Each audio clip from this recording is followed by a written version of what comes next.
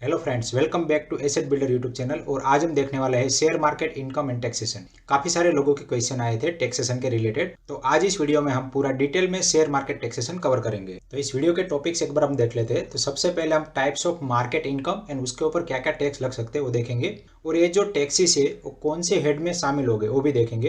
And बाद में ये जो इनकम है उसमें काफी बार लॉस भी होता है, तो ये लॉस जो है वो किस तरह से आप कैरी फॉरवर्ड कर सकते हैं, और ये लॉसेस कौन कौन से प्रॉफिट के साथ सेट ऑफ हो सकते हैं वो भी डिटेल देखेंगे। और फ्यूचर एंड ऑप्शन में अगर आपने ट्रेडिंग किया है तो उसका टर्नओवर किस तरह से कैलकुलेशन करना है, और आप ट्रेडिंग कर रहे हैं तो उसका टर्नओवर कैसे कैलकुलेट करना है, तो वो सारा डिटेल देखेंगे।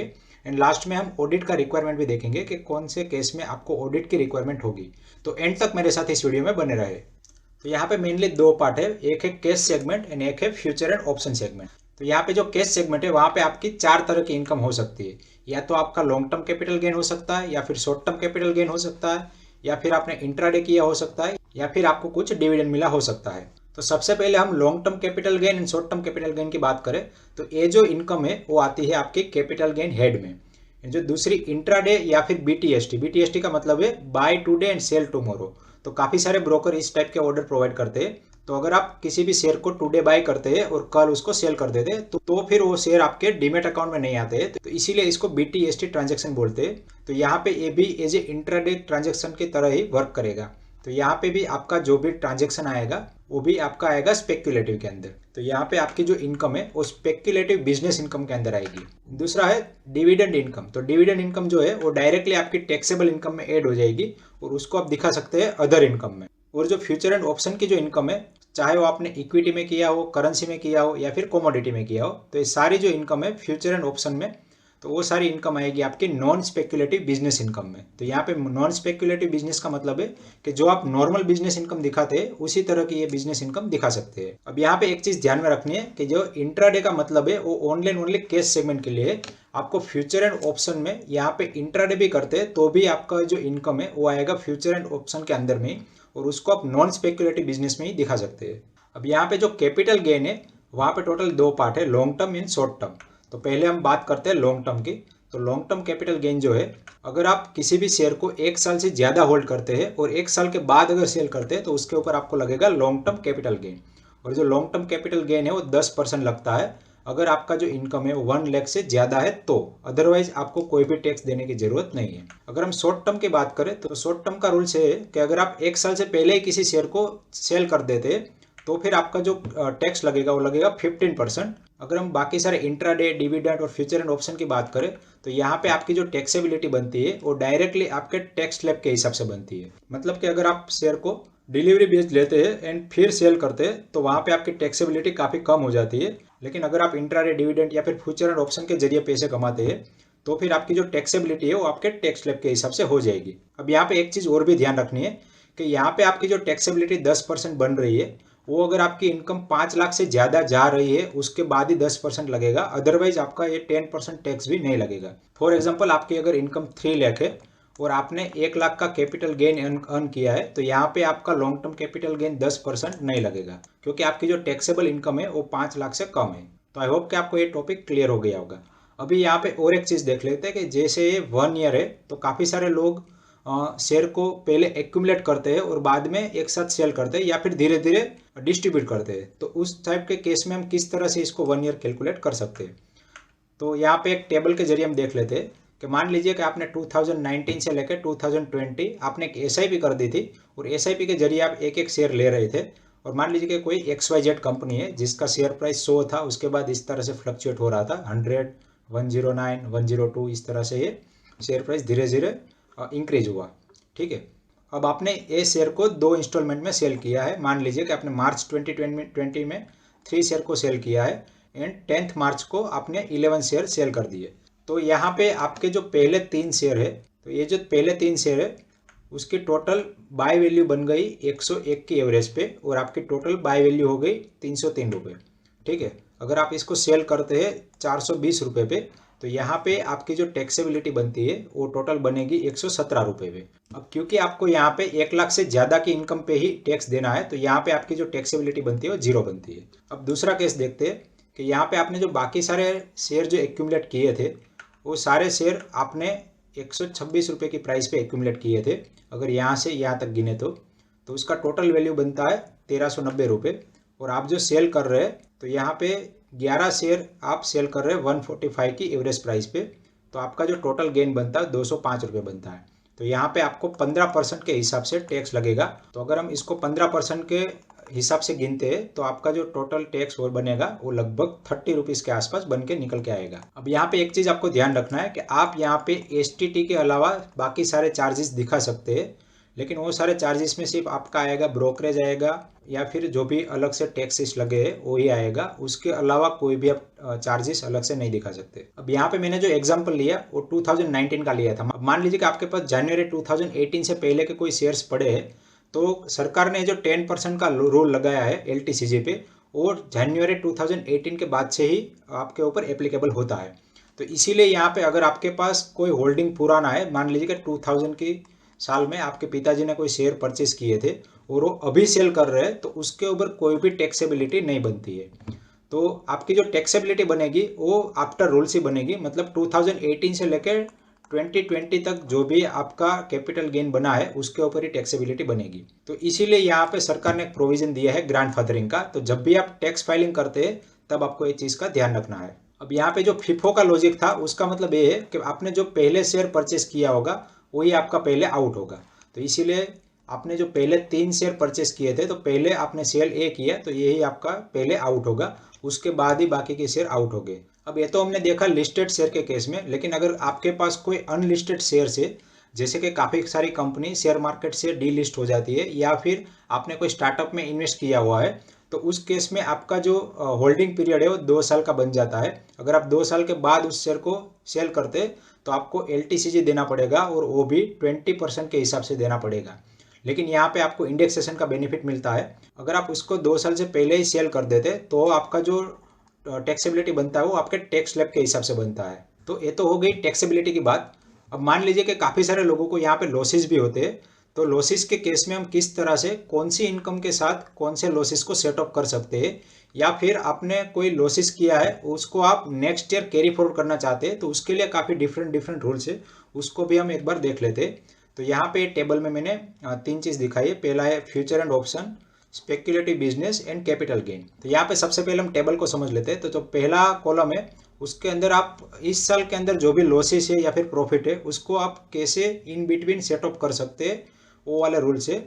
दूसरा जो कॉलम है उसके अंदर मैंने दिखाया है कि जो लॉसेस है उसको अगर आप कैरी फॉरवर्ड करते हैं तो नेक्स्ट ईयर आप किसके साथ उसको सेटअप कर सकते हैं। तीसरा है टाइम लिमिट, मतलब कि आप जो भी लॉसेस कैरी फॉरवर्ड कर रहे हो आप कितने साल तक कर सकते हैं। तो सबसे पहले अगर हम देखते हैं कि losses of F&O as a trader, तो अगर आप F&O में लॉसेस करते हैं तो वो सारे लॉसेस आपके कैपिटल गेन के साथ, अदर इनकम के साथ, सिवाय सैलरी आप किसी भी इनकम के साथ इसको सेटअप कर सकते हैं। मतलब मान लीजिए कि आपकी 10 लाख रुपए सैलरी है, आपकी अदर इनकम है 1 लाख रुपीज़ और आपका कैपिटल गेन है 2 लाख रुपए, तो आपकी टोटल टैक्सेबल इनकम हो जाती है 13 लाख। लेकिन अगर आपने F&O में 2 लाख का लॉसेस किया है तो यहाँ पे आपके जो 3 लाख है उसमें से 2 लाख माइनस हो जाएगी, मतलब आपकी टोटल टैक्सेबल इनकम होगी 11 लाख। तो इस तरह से आप किसी और हेड के साथ इसको सेटअप कर सकते हैं और अंडर सेम हेड भी इसको एडजस्ट कर सकते हैं। अंडर सेम हेड में तो सभी तरह की इनकम एक दूसरे के साथ सेट ऑफ होती ही है, लेकिन स्पेक्युलेटिव बिजनेस में आपको ध्यान रखना है कि स्पेक्युलेटिव बिजनेस का जो लॉसेस है वो सिर्फ और सिर्फ आप स्पेक्युलेटिव बिजनेस के साथ ही सेट ऑफ कर सकते हैं। मतलब मान लीजिए कि आपने इंट्राडे में लॉस किया है तो आप कहीं भी स्पेक्युलेटिव बिजनेस करते हैं, जैसे कि आप रेस हॉर्सेस करवाते हैं या फिर आपने और कोई स्पेक्युलेटिव काम किया है जहां से आपको इनकम हुई, वहां पे ही आप इनकम को सेट ऑफ कर सकते हैं। बाकी दूसरी किसी भी इनकम के साथ आप स्पेक्युलेटिव बिजनेस की इनकम को सेट ऑफ नहीं कर सकते। और यहाँ पे इसका जो पीरियड है कैरी फॉरवर्ड का वो ओनली एंड ओनली 4 ईयर का है। मतलब कि आप स्पेक्युलेशन से कोई भी लॉस करते हैं तो आप 4 साल तक ही उसको सेट ऑफ कर सकते हैं। अगर हम कैपिटल गेन की बात करें तो कैपिटल गेन में long term capital gain and short term capital gain, ये दोनों को आप एक दूसरे के साथ सेट ऑफ कर सकते हैं। लेकिन कैपिटल गेन के अलावा किसी और हेड में आप इसको सेट ऑफ नहीं कर सकते। जैसे हमने बिजनेस इनकम में देखा था, तो बिजनेस इनकम आप दूसरे हेड में भी सेट ऑफ कर सकते थे। जैसे बिजनेस इनकम के साथ साथ आप कैपिटल गेन में और अदर इनकम के साथ भी सेट ऑफ कर सकते थे, लेकिन कैपिटल गेन के केस में ऐसा नहीं है। और एक चीज़ यहाँ पे ध्यान रखने वाली है कि यहाँ पे जो यस था F&O के केस में वो यहाँ पे 9 बन गया है। मतलब कि इस साल आपको F&O में लॉस हुआ है तो इस साल की इनकम के साथ ही आप इसको सेटअप कर सकते हैं। ऐसा नहीं है कि आप कैरी फॉरवर्ड करके नेक्स्ट ईयर ले गए और नेक्स्ट ईयर आपकी अदर इनकम और कैपिटल गेन ज़्यादा बन गया उसके साथ सेटअप कर रहे हैं, तो इस तरह का सिनारियो यहाँ पे पॉसिबल नहीं है। तो जब भी आप कोई भी लॉसेस को कैरी फॉरवर्ड करते हैं तो next year only and only similar type की इनकम के साथ ही आप उसको सेटअप कर सकते हैं, कोई भी अदर इनकम के साथ उसको सेटअप नहीं कर सकते। और यहाँ पे future and option and capital gain के केस में आपका जो कैरी फॉरवर्ड का टाइम पीरियड है वो 8 साल का है। मतलब कि 8 साल तक आप ये जो लॉसेस है उसको कैरी फॉरवर्ड कर सकते हैं। तो आपके पास 8 साल का पीरियड है।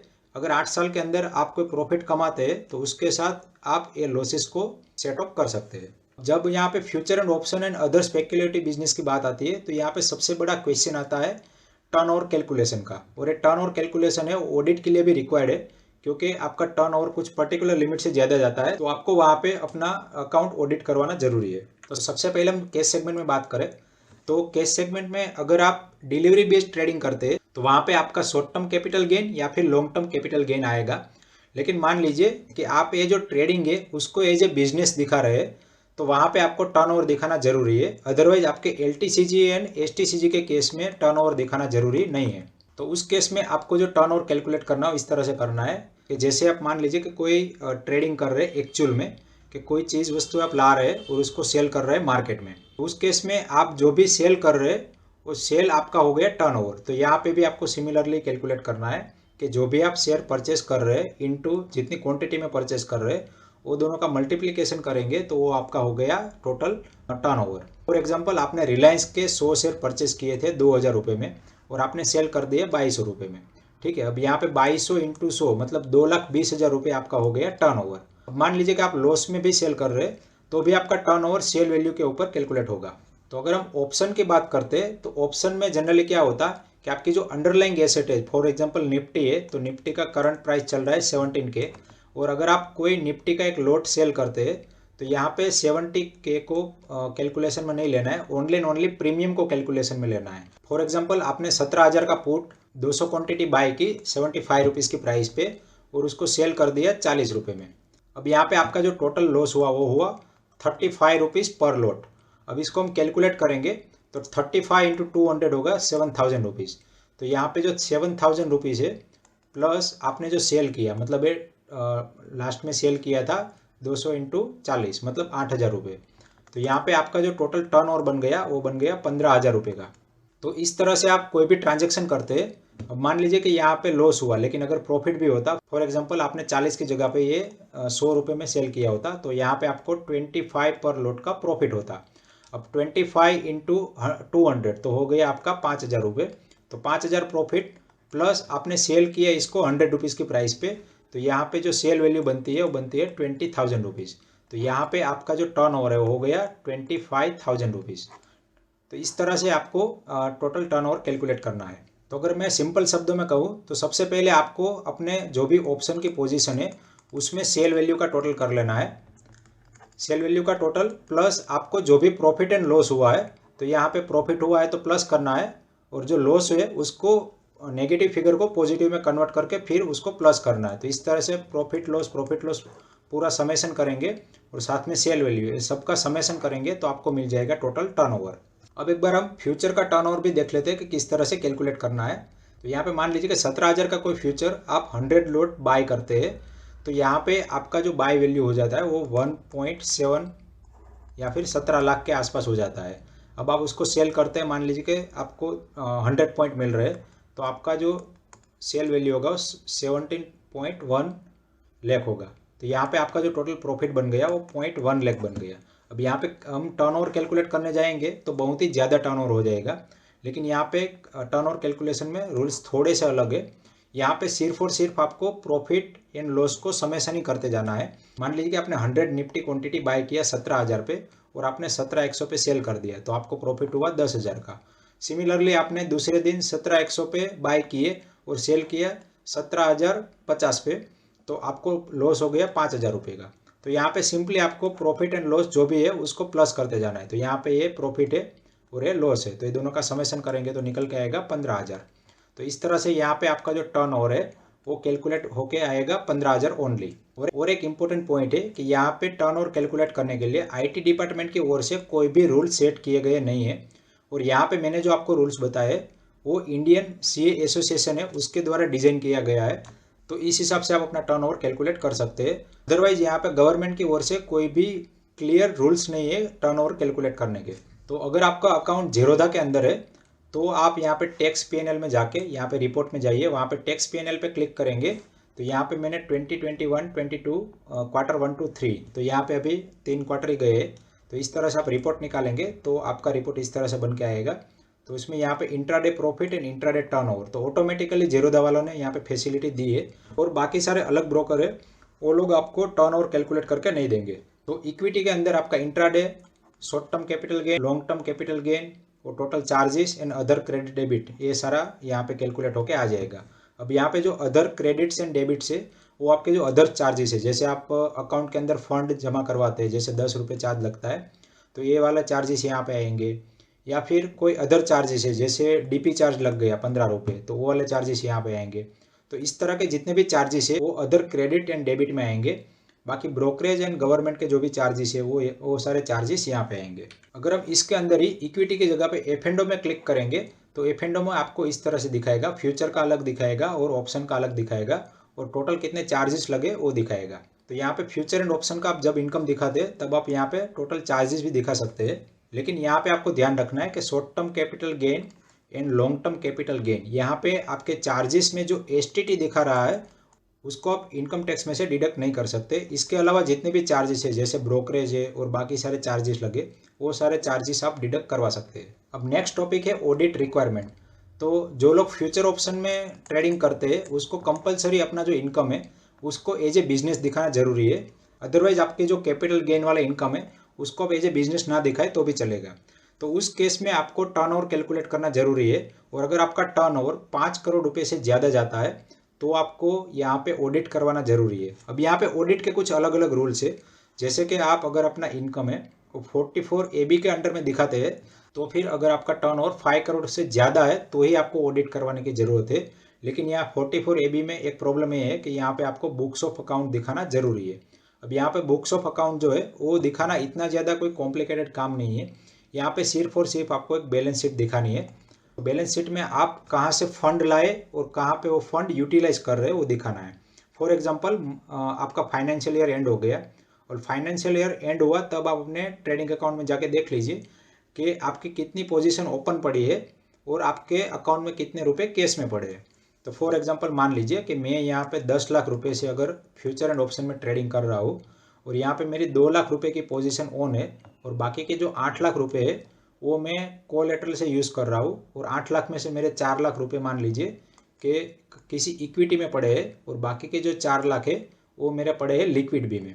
ठीक है, तो यहाँ पे मैं एज ए एसेट ये 8 लाख रुपए दिखा सकता हूँ। अगर मान लीजिए कि ये 8 लाख रुपए मेरे पास कैश पड़े होते तो यहाँ पे मैं एज ए बैंक बैलेंस भी दिखा सकता था। यहाँ पे एक और चीज़ आती है कि source of fund and application of fund. तो सोर्स ऑफ फंड का मतलब ये है कि आप ये जो 10 लाख रुपए लाए हैं वो 10 लाख रुपए आप कहाँ से लाए हैं। तो जनरली लोग अपने खुद के पैसे से ही ट्रेडिंग करते हैं। तो यहाँ पे प्रोप्राइटर फंड दिखा सकते हैं। अगर मान लीजिए कि आपने 10 लाख रुपए में से 5 लाख रुपए लोन लेके लाए हैं और 5 लाख रुपए खुद के, तो यहाँ पे आप दिखा सकते हैं कि 5 लाख रुपए का लोन लिया है और 5 लाख रुपए है वो आपके प्रोप्राइटर है, मतलब कि आपके खुद के पैसे। और एप्लीकेशन ऑफ फंड में आप 2 लाख रुपए दिखा दीजिए किसी एसेट के तौर पे या फिर वर्क इन प्रोग्रेस दिखा दीजिए।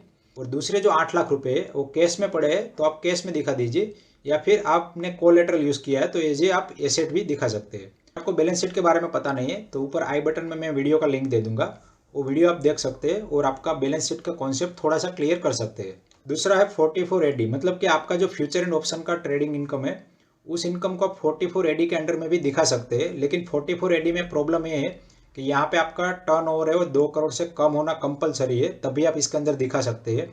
और आपका जो प्रॉफिट है वो ग्रेटर देन 6% होना चाहिए, तभी आपको यहाँ पे ऑडिट की रिक्वायरमेंट नहीं होगी, अदरवाइज आपको यहाँ पे ऑडिट करवाना पड़ेगा। तो जनरली हम कैलकुलेट करते हैं तो लोगों का टर्न ओवर है वो बहुत ही हाई होता है और उनका इनकम है वो जनरली 6% से तो कम ही होता है। मोस्ट ऑफ द 99% लोग यहाँ पे लॉस में ही होते हैं। तो इसीलिए यहाँ पे 44 AD में इनकम दिखाना कोई मतलब ही नहीं है। अगर आप मान लीजिए कि बहुत ही कंजर्वेटिवली ट्रेडिंग कर रहे हैं और आपका जो टर्नओवर है उसके कंपैरिजन में आपका नेट प्रॉफिट 6% बन के आया, तब आप यहाँ पे 44 एडी में इनकम दिखा सकते हैं कि वहाँ पे आपको बुक्स ऑफ अकाउंट दिखाने की ज़रूरत नहीं है। और 44 एडी जो है वो प्रिजम्पटिव इनकम है, मतलब कि यहाँ पे books of account note maintain करके आप अपना इनकम दिखा सकते हैं। वहाँ पे सिंपली आपको अपना टर्नओवर डालना है और आपको कितना प्रॉफिट हुआ वही एंटर करना है। ठीक है, अब तीसरा है कि आप अपना जो इक्विटी ट्रेडिंग है उसको LTCG या फिर STCG में ना दिखाते हुए आप उसको एज ए बिजनेस भी दिखा सकते हैं, लेकिन वहाँ पे फिर आपको बुक्स ऑफ अकाउंट दिखाना जरूरी है। अब ये ऑप्शन चूज करने में किसी को भी फायदा नहीं है, क्योंकि यहाँ पे LTCG एंड STCG जो लगता है ओनली 10% या फिर 15% लगता है। अगर मान लीजिए कि आपकी टैक्सेबल इनकम 30% है, तो फिर आप यहाँ पे अगर इनकम दिखाते हैं तो आपका जो LTCG और STCG है उसके कंपेरिजन में यहाँ पे ज़्यादा टैक्स पे करना पड़ेगा। और यहाँ पे जो बिजनेस इनकम का टैक्स है वो लगभग 25% के आसपास है, तो आपकी जो टैक्सेबिलिटी बनती है वो थोड़ी ज़्यादा बन जाती है। लेकिन यहाँ पे फ़ायदा ये है कि आप जितने भी खर्चे करते हैं, जैसे मान लीजिए कि आप इंटरनेट यूज़ कर रहे हैं और कोई ऑफिस यूज़ कर रहे हैं तो उसका रेंट, या फिर आप कोई कंप्यूटर परचेस किया, तो जो सारे खर्चे हैं वो सारे खर्चे आप यहाँ से माइनस कर सकते हैं। तो यहाँ पे आपकी टैक्सेबिलिटी थोड़ी कम बन सकती है। लेकिन अगर आप बड़े लेवल पे कर रहे हैं तो आपका जो प्रॉफिट होगा वो करोड़ों में होगा और आपके जो खर्चे होंगे वो लाखों में होंगे। तो फिर भी हम यहाँ पे कैलकुलेशन करेंगे तो आपका जो टैक्सेबिलिटी बनेगा वो थोड़ा सा ज़्यादा ही बन के आएगा। इसीलिए यहाँ पे किसी को भी सजेस्टेबल नहीं है कि आप अपना LTCG और STCG का जो भी गेन है उसको एज ए बिजनेस इनकम दिखाएं। आज के इस वीडियो में बस इतना ही था। नेक्स्ट वीडियो में मैं ये सारे टैक्सेस आप किस तरह से सेव कर सकते हैं उसको प्रैक्टिकल एग्जाम्पल से समझेंगे और एक्चुअल में ट्रेडिंग अकाउंट में करके भी देखेंगे, आपको ज़्यादा समझ में आएगा। तो अगर अभी तक आपने मेरे चैनल को सब्सक्राइब नहीं किया है तो सबसे पहले सब्सक्राइब कर दीजिए और साथ में बेल आइकन भी प्रेस कर दीजिए, ताकि मेरा जब भी सेकंड वीडियो आए how to save tax in market तो उसका नोटिफिकेशन आपको मिल जाए और आप वो वीडियो मिस ना कर दे। आशा करता हूँ कि वीडियो आपको अच्छा लगा होगा, तो फटाफट से इस वीडियो को लाइक कर दीजिए और चैनल को सब्सक्राइब कर दीजिए। इस वीडियो को एंड तक देखने के लिए आप सभी का दिल से धन्यवाद।